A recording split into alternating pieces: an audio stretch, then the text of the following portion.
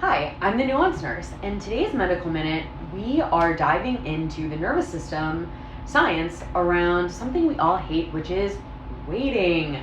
Waiting for a job to call you back, or your lab results to come in, to hear back from an audition, or your crush to text you back. And I get it, your brain is losing it right along with your body. And here's what's going on. So when you're waiting, your sympathetic nervous system, aka fight or flight, is just staying in overdrive. And it's constantly saying, alert, something's happening. So your heart rate's jumping, your muscles are tense, jaw clenching, cortisol is flooding your bloodstream like Katrina. And it feels like your stomach is doing a roller coaster ride. I didn't pay for this Disney World ticket, okay? But here's the crazy part. Even when there's no real danger, it's just your body doesn't know how to react to the uncertainty. So it's still acting like it's being chased by a saber-toothed tiger.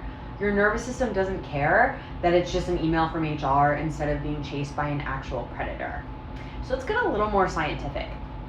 Your brain's amygdala is the control center here. It interprets ambiguity as a threat, which triggers the hypothalamus, which then activates the sympathetic nervous system. So your adrenal glands release epinephrine and norepinephrine, your heart pounds, your breathing becomes shallow, and your body stays in hyper-alert mode. So that's why waiting makes you jittery, tense, and sometimes literally nauseous.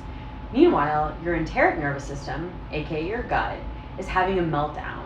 So cortisol affects digestion, gas, bloating, and that stomach feeling. Yep, it's not just in your head. It's your gut-brain connection. And honestly, this is why, for me, when I'm waiting to hear back or get some feedback on an audition, my stomach looks like I swallowed a watermelon. Science. At least there's good potassium in it. But it gets worse. Prolonged waiting keeps your body in a heightened sympathetic state. So cortisol stays elevated, adrenaline keeps flowing, and your parasympathetic nervous system, the one responsible for the rest, digest, and calm, doesn't get a chance to kick in. So this is why sometimes weekends feel like you've been dragged through molasses. Low energy, brain fog, anxious thoughts, or the spiral of, am I doing enough? Am I failing? So what can we do about it? As a nurse, I've learned a few tools that actually retrain your nervous system while you wait. So step 1, breathe. Not just any breathing. Deep, slow, diaphragmatic breathing. Inhale for 4, hold for 1, exhale for 6. This activates the parasympathetic nervous system, tells your brain you're safe, that you can calm your heart rate and your muscles. 2, you're going to want to move. Yoga, stretching, walking, even pacing while you rehearse, fellow actor, or rehearse for an interview. Movement signals your brain that you're okay and reduces the body's stress load. So step 3, externalize and structure. Make a list of what you can actually control. So applications submitted, auditions filmed, medical minutes recorded, calls made. This turns helpless waiting into actionable steps, which actually dampens amygdala hyperactivity. Calm down, girl. And then step 4, perspective and self-compassion. Remind yourself that your nervous system is doing exactly what evolution designed it to do. You are not weak, you are not lazy, you are not failing because you have not received that response yet. You're literally wired to panic at uncertainty. That's biology, not personal inadequacy. So here's a real life example.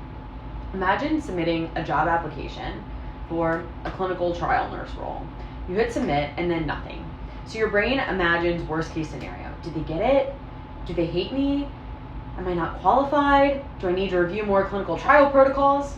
That's just the amygdala doing its job. You don't need to argue with it. You need to feed your parasympathetic system with breathing, movement, and measurable actions that you can actually control. So fun fact, even social media, auditions, and dating apps trigger the same pathways.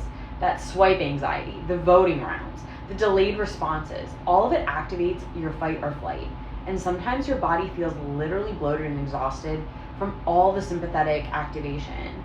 Like your internal drama queen is running a full marathon inside your torso. Getting ready for that Miami marathon this weekend, I guess. But the ultimate takeaway is waiting sucks. Your nervous system is reacting like it's life or death situation. But with intentional breathing, movement, grounding, and focusing on what you can actually control, you can regulate your body, calm your mind, and stop letting uncertainty steal your energy. So next time you're waiting for a call, a text, or a scale to stop lying to you with weight fluctuations, just remember it's not you, it is your nervous system. And with some conscious action, you can train it to chill, laugh at your bloated self for a minute, and keep moving forward, whether that's submitting applications, filming content, or taking care of yourself. So TLDR, wait, breathe, move, laugh, repeat. Your nervous system is dramatic, but you're in charge. And yes, even your bloated stomach is just part of this weird, crazy science. You got this.